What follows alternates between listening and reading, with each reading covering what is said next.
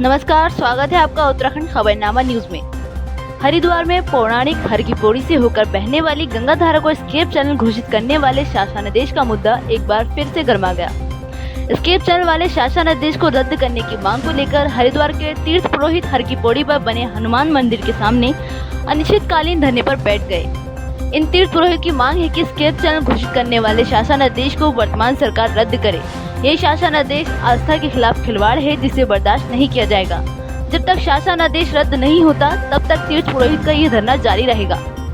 हमारी मांग तो यही है कि हमारी गंगा को जो इन्होंने बंधन में किया है, इसको अविरल धारा थी, ये मुक्त बहती थी, इन्होंने स्केप चैनल के नाम से इसे बांधने का जो प्रयास किया है, उसको हम निरस्त कराने की मांग के लिए यहाँ पर बैठे हुए हैं और अनिश्चितकालीन उस पर बैठेंगे।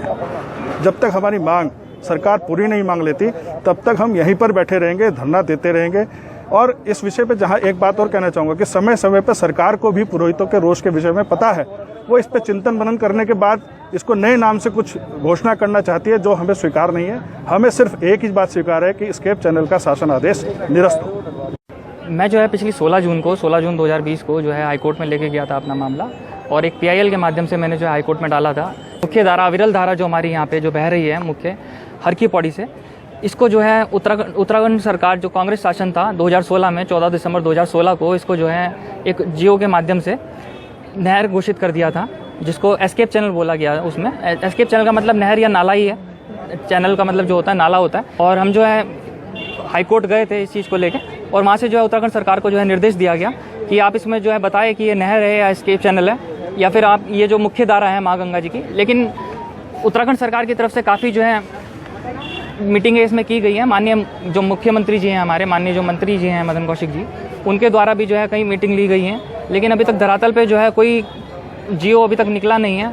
अगर सरकार नहीं करती है तो हम निश्चित रूप से इसको जो है कोर्ट से कराएंगे, और ये सरकार की मेरे हिसाब से तो बहुत बड़ी नाकामी होगी कि उनके अंडर में जो सबसे बड़ा मुख्य तीर्थ स्थान जो आता है हरिद्वार में, जो उत्तराखंड में घुसते साथ सबसे पहला स्थान तीर्थ स्थान है, अगर उसी की जो है ये नहीं कर पाएंगे, उसकी व्यवस्था नहीं कर पाएंगे और उसको जो है इस तरीके से जो है नहर घोषित करेंगे, और तो फिर नहीं हो पाएगा मेरे साथ। देखिए, लगभग 3.5 वर्ष पहले कांग्रेस की गवर्नमेंट हरिद्वार उत्तराखंड में थी, जिसके मुखिया हरीश रावत जी ने एक अध्यादेश जाते जाते लागू किया था, जिसमें था कि हर की पैड़ी की जो ये अविरल धारा है, जिसे हम माँ गंगा के नाम से जानते हैं, उस धारा को स्केप चैनल के नाम से घोषित कर दिया गया था।